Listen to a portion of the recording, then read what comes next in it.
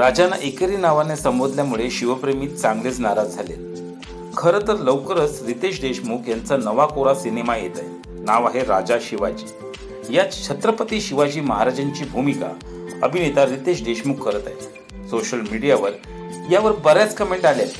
कोणाला एकेरी नावावर आक्षेप आहे तर कोणाला तरी ही भूमिका रितेश देशमुखच का करतोय हा प्रश्न आहे। खरं तर हा चित्रपट नागराज मंजुळे दिग्दर्शित करणार होते, पण अचानक काय झालं माहित नाही। खरं तर दिग्दर्शक नागराज मंजुळे यांची शैली खूप अभ्यासपूर्वक आहे आणि इथे चित्रपटावर सगळा बिझनेस आहे, इतिहास तोच आहे। तर मग नागराज मंजुळेच का, आपणच का नाही? नागराजचं स्लो वर्कने सिनेमा कधी पूर्ण होणार हा प्रश्न भूमिकेचा आहे।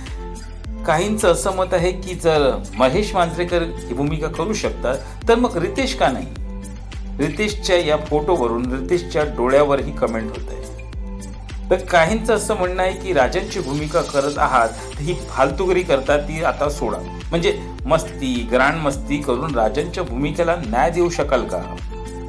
वास्तविक शिवप्रेमी भरपूर वैतागले आहेत। यामुळे राजांच्या नावाने चित्रपट बनवा, पैसा कमवा, पण कमावलेल्या पैशाने निदान गडकिल्ल्यांची डागडुजी तरी करा, असा संतप्त सवाल शिवप्रेमींचा आहे।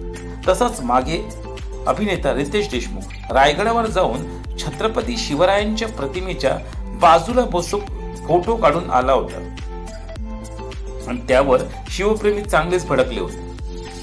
त्यावर मग माफी मागितली गेली। तदनंतर माझा असा काही उद्देश नव्हता असंही सांगितलं गेलं। असो, पुन्हा मुद्द्यावर येऊ। खरं तर राजांच्या एकेरी नावामुळे वाद निर्माण होत आहे, तर दुसरीकडे काही असंही म्हणतात की प्रजा म्हणायची की माझा राजा आपला राजा, तर असंच काहीसं म्हणणं रितेश देशमुखचंही असू शकेल। पण आपण यावर काय म्हणता हे महत्वाचं। जर आपण ही काही म्हणणं असेल तर कमेंटमध्ये नक्की टाईप करा आणि बघत रहा